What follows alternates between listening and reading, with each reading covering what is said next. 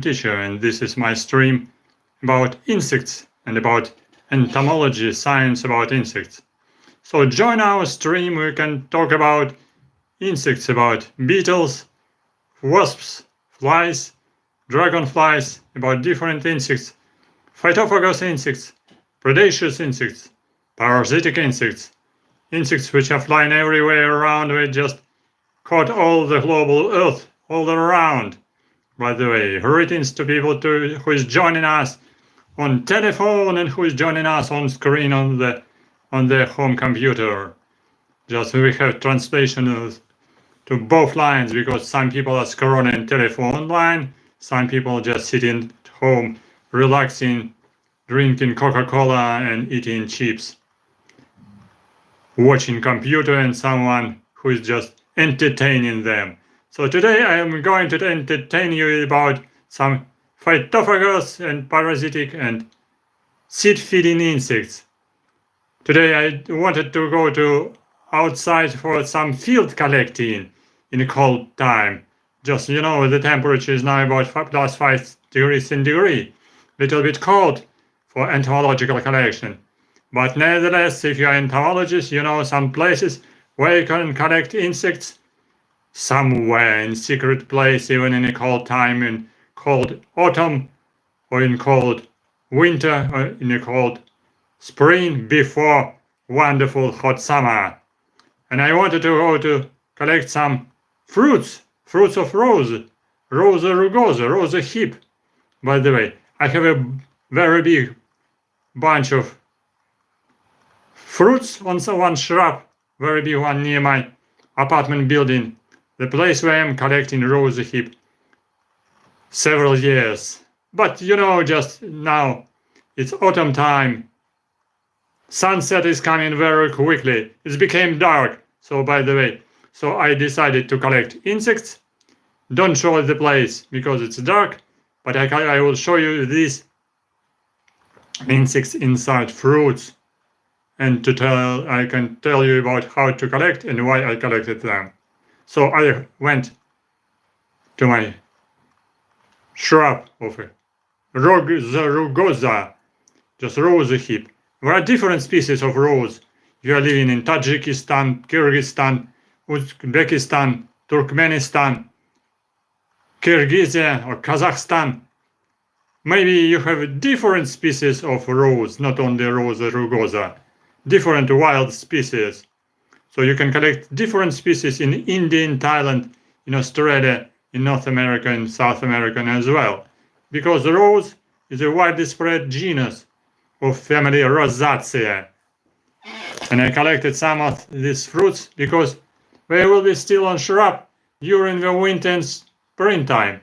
No birds coming to eat it because they are drying and becoming very hard. For them it's quite difficult to feed on such strange fruits which are just soft in the beginning and they are drying very quickly. So I collected just, you see, whole big dish. And I have a second one in the kitchen. I collected so many fruits of ROSEHIP. For what? For collecting seed-feeding insects. To collect seed-feeding calcid wasps of family Megastigmidae, maybe some others. To collect seed-feeding calcid wasps of a superfamily Calcidoidea. And they're sitting here inside these fruits. They're living inside fruits, they're living inside seeds. And it's great fun to collect them, to dry them. They will still survive during winter time and will emerge in early spring. That's a great fun.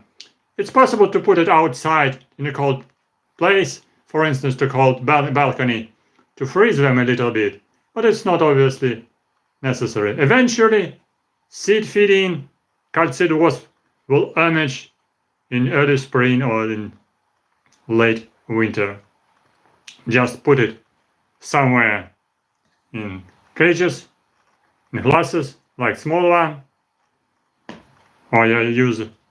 Initially, I need to dry it. Actually, it's very important to dry it because fungi will come to your jar, to your glass if you will put it just all together just now, because still fruits are very soft.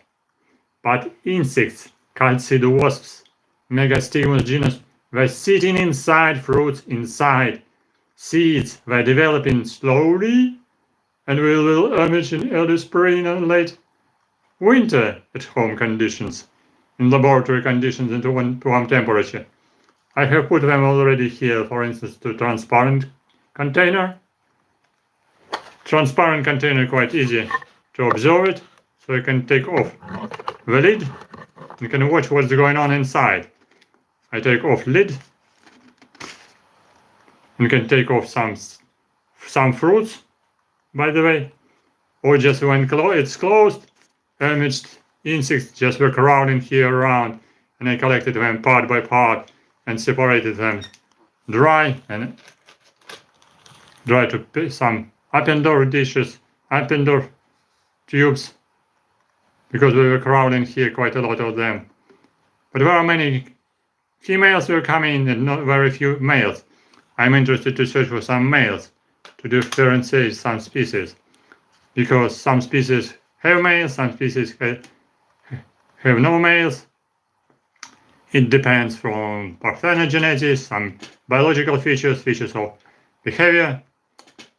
So quite interesting to observe how they are crowding, and I recorded just a bunch of videos about them. So you can see my Megastimus phytophagous seed feeding calcid wasp on my channel. But still a lot of can be done.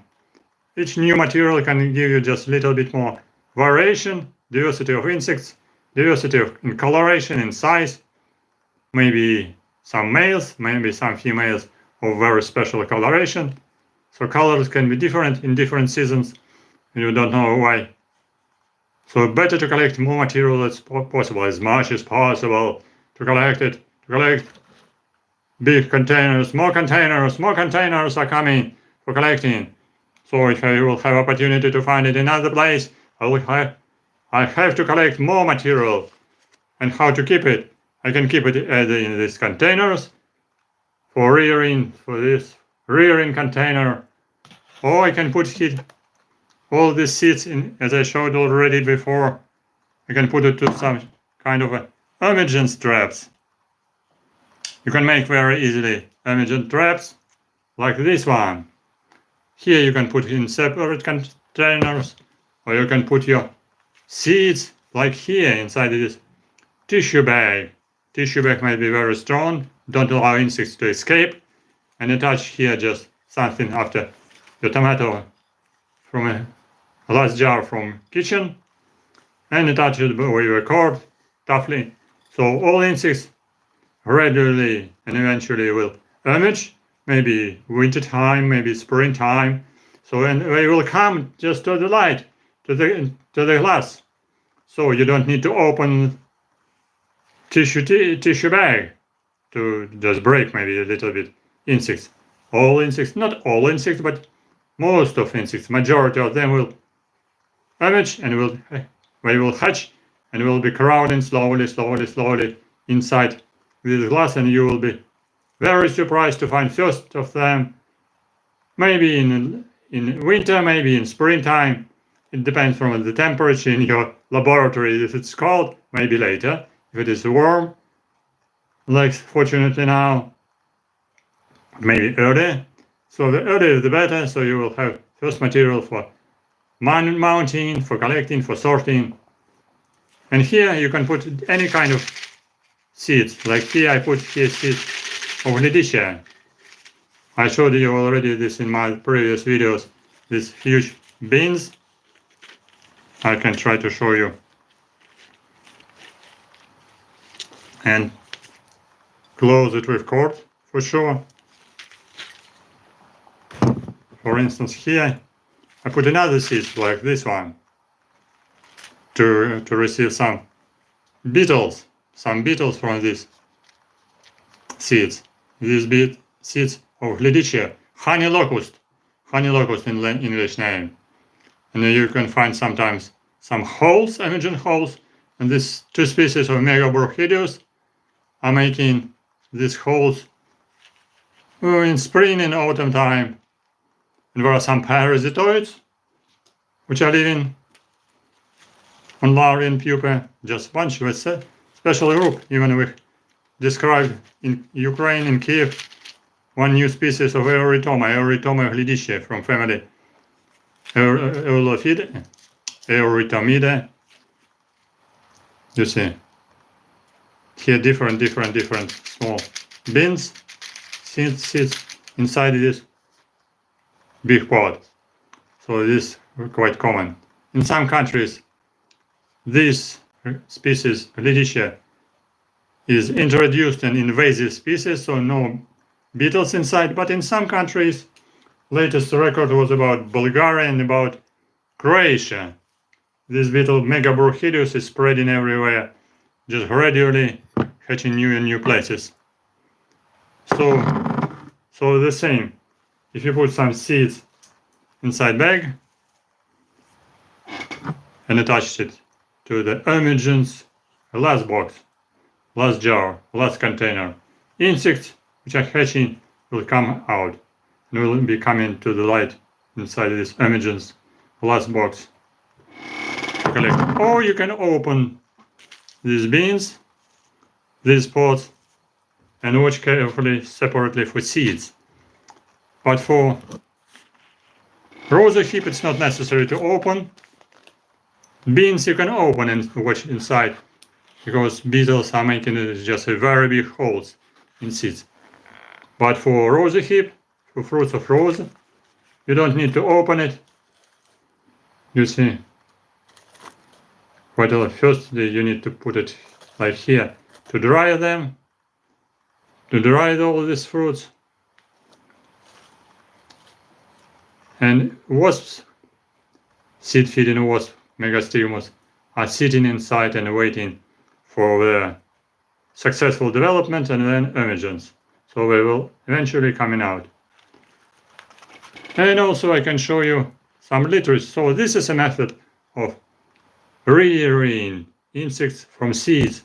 Very easy, very simple, very fruitful, and not very much time consuming. Only time consuming is collecting seeds, collecting fruits, finding them in appropriate place, putting them in appropriate emergence traps or in just glass jars and containers, and to put especially important, put label of about place of collecting, place of where it was collected, with name of collector and date of collecting, and then date of emergence of some insects which will come in very soon in late winter, at home conditions, laboratory conditions, or in springtime. But insects will come eventually from these seeds, either from pods, either from fruits, or from some beans, for example, or other seeds which you can collect. Now, of course, you can ask me what literature I can use to check some names, to check some plants, to check some insects which are breeding somewhere inside seeds, inside fruits. I have some literature which was published in Ukraine, so I show you some literature about seed-feeding insects and also about gall-forming insects. Seed-feeding insects mostly here observed as the calcid wasps, because this is a book of Xerovis erogena with name calcid wasp, seed-feeding of Palearctics. Calcid wasp of Palearctic region. Here are description of species, many species, description, distribution, key of identification, and of course drawings of recorded species, including some species which are developing on the ROSEHIP as well, from families Eurytomidae, from families Taurimidae, families Megastigmidae, with indication of some seeds and adults here, like from almond, the seed-feeding insects, these seed-feeding calcid wasps which are developing on almond seeds, and with some damaged fruits of almond, seeds of almond, for example. So here more than 200 species described worldwide as a seed-feeding insects. Again, you see seed box, seed flower, and some damaged seed pods.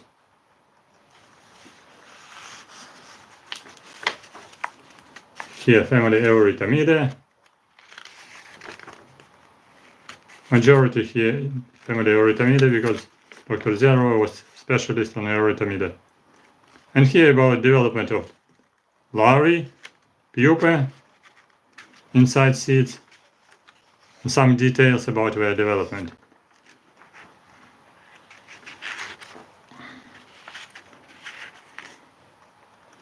Or here, like some seeds of Astera of Fabaceae family. Like here, some pods of Fabaceae family, or probably Pseudoacacia. So you see, this is a pod with small seeds. Seeds can be pretty small, but insects, seed-feeding insects, can be small as well. So it's quite funny that small insects are developing in small seeds, and quite a bigger insects are developing in bigger seeds as well. Sometimes it's really very small. You cannot imagine that someone is living inside seeds. If you can collect some seeds, obviously, probably there are some seed-feeding insects. Whatever you are living, what region you are living, it depends. So maybe some new species in some distant areas, in some unstudied areas, in some very hidden places, in some distant countries, completely unstudied and unknown for the science. So seed-feeding insects are a very huge group which should be studied step by step in different countries, in different regions. So these are seed-feeding cut-seed wasp of Palearctic region. And quite close subject about seed-feeding insects. This is a subject about insects which are developing in some special creations which can be found on plants. Such creations like galls, gall-forming insects. These are a huge group. It's not only one group. This group includes many orders of insects. And these insects were counted, were described, were mentioned, were put in some identification keys in these 3 volumes of books. These are gall-forming insects of order Hymenoptera, then order Diptera, and some other orders as well. Insects from another orders, insects from order Hemiptera, Lepidoptera, beetles, Coleoptera, and Homoptera. So quite a lot of orders of insects which are infesting different plants, infesting and making special galls, special swollen stems, swollen leaves, swollen different parts, flower pods, like here, only acari, some small acari are not included here. Here about insects, gall-forming insects. So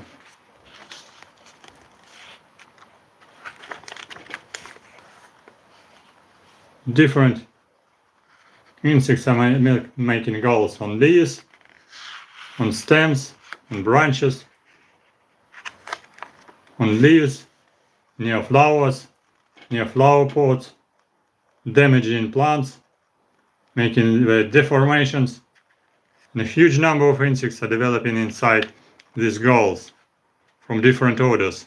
So you see, in these books, there are keys for identification, description of some species and genera,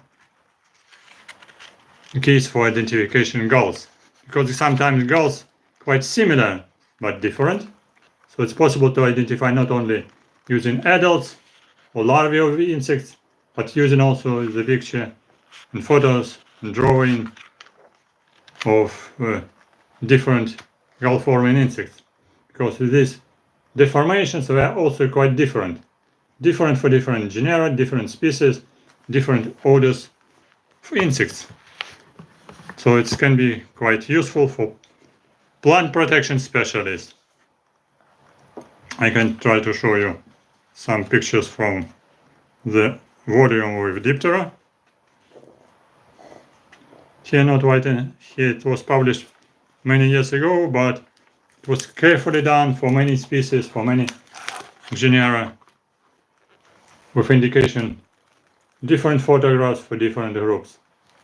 It's not colorful pictures, not in color, but white and black, but all necessary details which are indicated on photographs, and details I indicated in keys, identification keys, and in description inside this book. About gall formers, the order Diptera flies. So different swollen stems, leaves, branches, flower pods, different parts, seeds, swollen seeds, which are made by different groups of insects. And here on for Hymenoptera, as I am most interested in Hymenoptera, so because I am studying these tiny parasitic wasps of a family Trichogrammatide, which is here, this one, some other parasitoids, and other here calcid wasps, where either phytophagous developing on different plants, or parasitoids. So here many cynipoids, cynipid calcid wasps, cynipid wasps from a superfamily Cynipoidea, some sawflies. Yes, for instance here, some galls on oak tree, quite famous one. Oak tree, sometimes completely covered with different galls of different shape. They were very, very different. Variation of galls from small size balls to big one, really very different. On leaves, on stems, near pods, on bark, big one, small one, very hard, very soft. Absolutely different. Great variation of different cynipoid wasps are making different types of galls. And also such group as Sympheta or sawflies making a lot of galls. And here some colorful pictures of galls on oak tree leaves, for example. Again, same method of collecting is useful to collect, important to collect some galls of different shape separately, to put them in separate jars, in separate containers for separation of species, preliminary, put it in just kind of emergence traps, and it's possible to breed, to rear different species of gall-making insects from this type, for instance, of galls, and possible to get the parasitoids, which are emerging later after gall-forming insects. So this is a way of collecting gall formers and parasitoids of gall formers as well. So this is a story about insects, gall forming insects.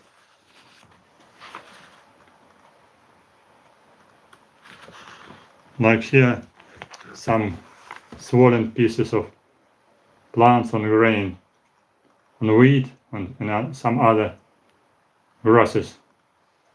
Sometimes some species were pests of wheat, for instance, but now we're suppressed with some pesticides.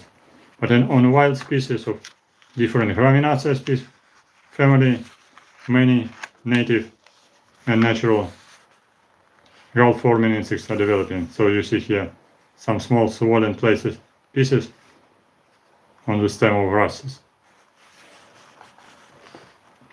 They're belonging, I guess, to family Eurythmidae, Hakatsid wasps, and sometimes some other groups. These are Eurythmidae. There can be different stems can be damaged in different way. I'm not here. All damages of stems which are done by different gall-forming insects.